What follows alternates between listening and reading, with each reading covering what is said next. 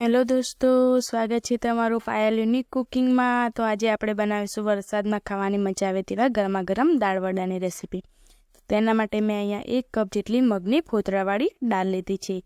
આનો ટેસ્ટ આ રીતે ફોતરાવાળી મગની દાળ હોય તો એકદમ વધુ સારો આવે છે। તો હવે આપણે આ રીતે 1 કપ જેટલી મગની દાળ છે તેને આ રીતે આપણે તપેલીમાં એડ કરી દઈશું અને હવે આપણે તેમાં પાણી એડ કરવાનું છે અને પાણી એડ કરી અને આપણે આ દાળને એકદમ સારી રીતે ધોઈ લેવાની છે। તો આ રીતે આપણે તેને મસળી અને સારી રીતે ધોઈ અને તેમાં રહેલું આ વ્હાઈટ પાણી છે તે આ રીતે કાઢી લેવાનું છે। તો આ રીતે આપણે દાળને સારી રીતે પહેલાં ચોખ્ખી કરી લેવાની અને હવે આ રીતે આપણે પાણી કાઢી લીધું છે। તો હવે આપણે તેમાં આપણી દાળ ડૂબાય તેટલું આપણે તેમાં પાણી એડ કરવાનું છે અને આને ઢાંકી અને 3 થી 4 કલાક માટે પલાળીને રાખવાની છે। ત્યાર પછી આપણે તેમાં નાખવા માટે પેસ્ટ બનાવવા મરચાં, આદુ અને લસણની પેસ્ટ બનાવી લઈશું। તો 3 થી 4 કલાક જેવું થઈ ગયું છે। તો હવે આપણે ચેક કરી લઈએ તો આપણી દાળ એકદમ સારી રીતે પલળી છે કે નહીં। તો તમે જોઈ શકો છો કે આપણી દાળ એકદમ સરસ પલળી અને ફૂલી અને સાઈઝમાં ડબલ થઈ ગઈ છે। તો આપણી દાળ એકદમ સારી રીતે પલળી ગઈ છે। તો હવે આપણે આ રીતે હાથ વડે આને મેશ કરી અને તેના ફોતરા છે તે આ રીતે કાઢી લેવાના। તો આ રીતે આપણે તેને સારી રીતે મેશ કરી લઈશું। તો તમે જોઈ શકો છો કે દાળમાં બધા જ ફોતરા છે તે નીકળી અને અલગ થઈ ગયા છે। તો હવે આપણે આ રીતે એક બાઉલમાં લઈ અને આ ફોતરાવાળું પાણી છે તે આપણે આ રીતે કાઢી અને જેટલા આપણે ફોતરા નીકળે તેટલા કાઢી દેવાના।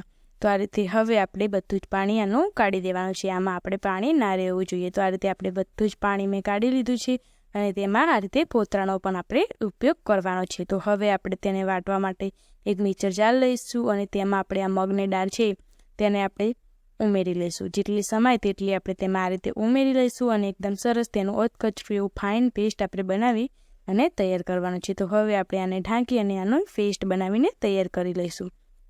તો તમે જોઈ શકો છો કે આ રીતે આપણે તેનું અધકચરું થોડું આવું પેસ્ટ આપણે બનાવી અને તૈયાર કરવાનું છે। પાણી નાખ્યા વગર જ આપણું પેસ્ટ એકદમ સારી રીતે બનીને તૈયાર થઈ ગયું છે। તો આ રીતે મેં બધું જ બેટર બનાવી અને તૈયાર કરી લીધું છે। તો આપણે દાળ વડા બનાવવા માટે આપણું બેટર એકદમ પરફેક્ટ એવું બનીને તૈયાર છે। આપણે એકદમ ઢીલું એવું બેટર નહીં રાખવાનું, આવું થીક થોડું કન્ડિશનવાળું આપણે બેટર રાખીશું અને હવે આપણે તેમાં મસાલા કરીશું।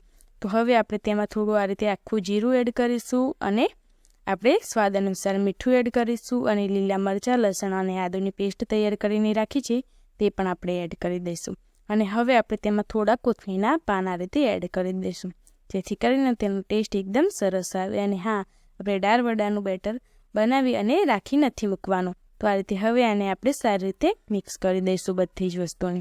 તો આ રીતે બધી જ વસ્તુ સારી રીતે મિક્સ કરી લેવાની છે। તો તમે જોઈ શકો છો કે આપણી બધી જ વસ્તુ આ રીતે સરસ એવી સારી રીતે મિક્સ થઈ ગઈ છે। તો હવે આપણે આને એક જ ડાયરેક્શનમાં 4 થી 5 મિનિટ જેવું આપણે ફેટી લઈશું જેથી કરીને તેમાં હવાના કણો ભરાય છે અને આપણા દાળ વડા એકદમ સોફ્ટ અને એકદમ સ્પોન્જી તૈયાર થાય છે।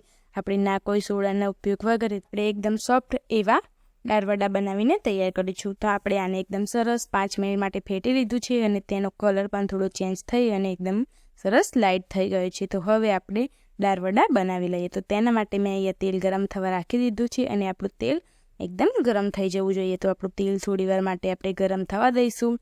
તો હવે આપણું તેલ થોડું ગરમ થઈ ગયું છે। તો આપણે આ રીતે થોડું પેસ્ટ ઉમેરી અને ચેક કરી લઈએ તો તે તરત જ આ રીતે ઉપર આવી જાય છે। તો આપણું દાળ વડા બનાવવા માટે એકદમ પરફેક્ટ એવું ગરમ તેલ તૈયાર થઈ ગયું છે। તો હવે આપણે તેમાં દાળ વડાને આ રીતે એડ કરી દેવાનો છે।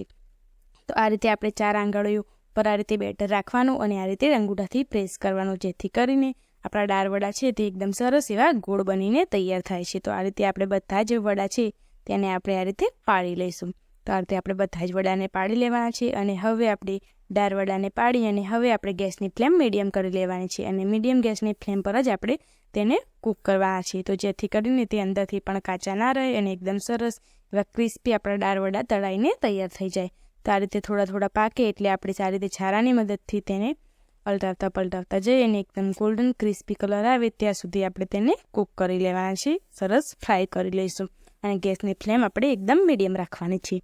તો તમે જોઈ શકો છો કે તેનો કલર થોડો ચેન્જ થઈ અને તે સાઇઝમાં ફૂલી અને ડબલ થઈ ગયા છે અને એકદમ સરસ આપણા દાળ વડા એકદમ સરસ એવા દેખાય છે। તો આ રીતે આપણે તેને તળી લઈશું।